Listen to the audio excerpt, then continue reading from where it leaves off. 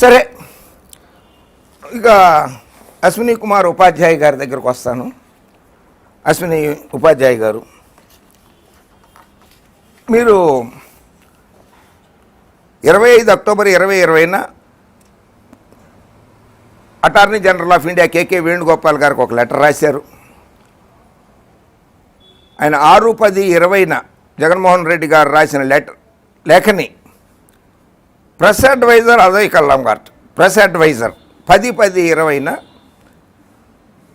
మీడియాకి చెప్పారు, అందించారు. These actions scandalize the authority of the both of the supreme court and the high court of Andhra Pradesh as well as interfering with the course of judicial proceedings and the administration of justice.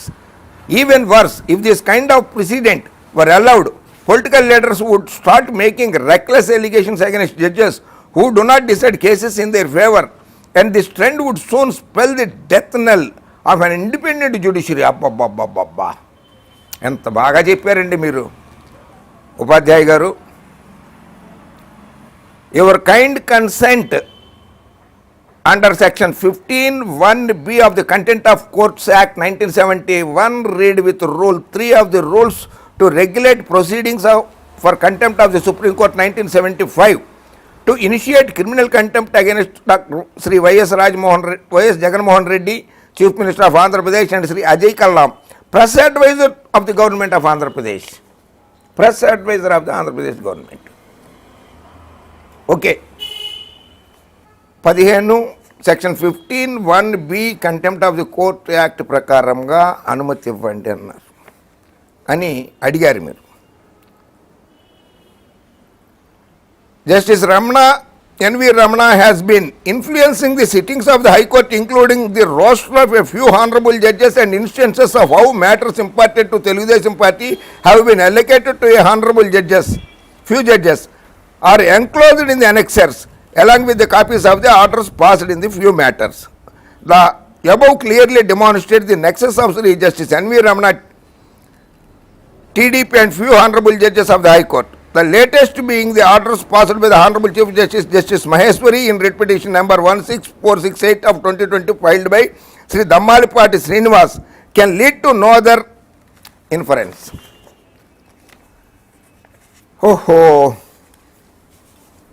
Contempt of the court మనం చాలాసార్లు దీని మీద discuss కూడా చేశాం. ఆయన Bharatiya Janata party నాయకుడు, supreme court senior న్యాయమూర్తి. ఉపాధ్యాయ గారు, బాబు గారు అండ్ కంపెనీ ఒకటి గుర్తుపెట్టుకోండి, 2006 సంవత్సరంలో కంటెంప్ట్ కోర్టు యాక్ట్కి సవరణలు చేశారు. ఆ సవరణ ప్రకారంగా కంటెంప్నర్ ఎవరైతే ఉంటారో, ఎవరి మీద అయితే అభియోగం మోపబడిందో, కంటెంప్ట్ కేసు మోపబడిందో, వాళ్ళు డిఫెండ్ చేసుకోవచ్చు కోర్టులో. డిఫెండ్ చేసుకోవచ్చు. సిఆర్పిసి 1973 సెక్షన్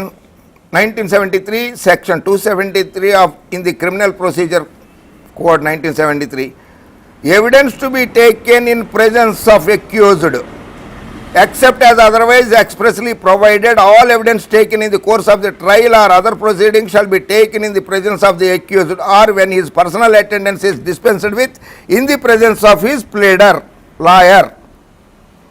అర్థమైంది కదా. ఆయనకి జగన్మోహన్ రెడ్డి గారు, ఆంధ్రప్రదేశ్ ముఖ్యమంత్రి గారు, అజయ్ కల్లాం గారి తరఫున మీరు ఇద్దరిని చేర్చారు. ఇద్దరి మీద కంటెంప్ట్ కేసు అని వాళ్ళ తరఫున కూడా సీనియర్ న్యాయవాదులే కోర్టులో వాదిస్తారు. డిఫెన్స్ రక్షించుకోవాలి కదా, మరి వాళ్ళని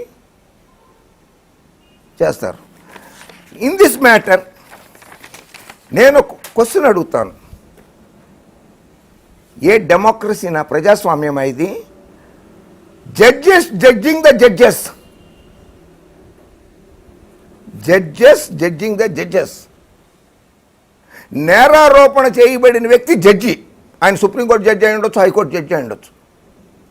సుమోటోగా తీసుకున్నది, పబ్లిక్ ప్రాసిక్యూటర్గా తీసుకున్నది కోర్టు గనక, కోర్టు అంటే జడ్జి గారే, ఒక జడ్జి గారే పబ్లిక్ ప్రాసిక్యూటర్ అయిపోతాడు ఆ కేసులో. నేరారోపితుడు జడ్జి, నేరాన్ని ఆమోదించి ఆయన మీద చట్ట చర్యలు తీసుకుంటామని చెప్పేది ఒక జడ్జి గారు, జడ్జిమెంట్ ఇచ్చేది కూడా జడ్జి గారు. అంటే నేరారోపితుడు నిందితుడు జడ్జి గారే. ఆయన్ని శిక్షించాలా వద్దా అన్న దాని మీద వాదోపవాదాలు చేసుకునేది జడ్జి గారే. శిక్షించేశామని చెప్పడానికి జడ్జి గారే. ఇది ఎక్కడ ప్రజాస్వామ్యమో అయ్యా? ఇది ఎక్కడ ప్రజాస్వామ్యము? దీన్ని ప్రజాస్వామ్యం అంటారా? Judges judging the judges. Very unfortunate situation in India.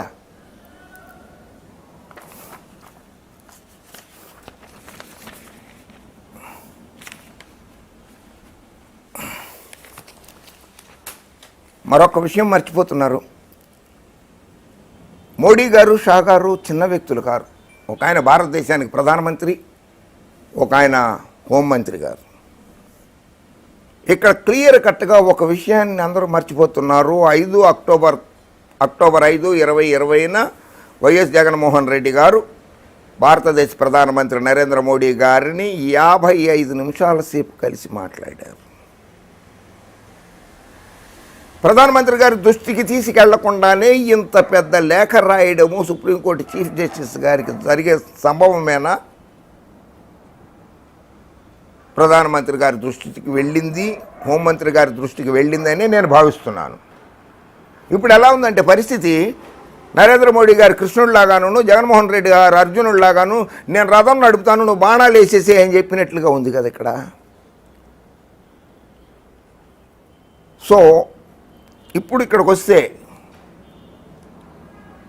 అసలు chief justice of India, Supreme Court chief justice of India SA Bobde గారికి 8వ తారీఖు నాడు ఆ లేఖ అందిన తర్వాత ఈరోజు 26వ తారీఖు, అక్టోబర్ 26వ తారీఖు వరకు ఏం జరిగిందన్నది ఎవరికీ తెలీదు. ఆయన ఏం యాక్షన్ తీసుకోబోతున్నారన్నది కూడా తెలీదు.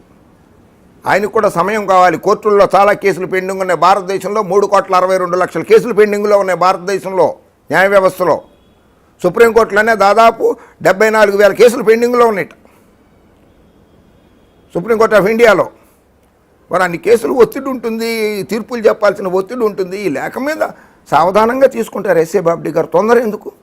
అయినా సరే తీసుకోవాలని అడుగుతున్నారు చాలామంది.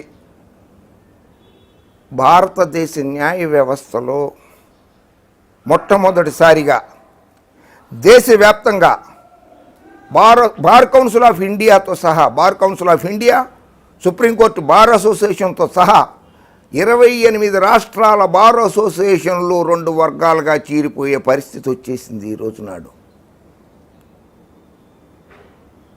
కేంద్ర ప్రభుత్వము నమోషా, మోడీ షా గారు, జగన్మోహన్ రెడ్డి గారిని సమర్థించే ఒక వర్గంగా,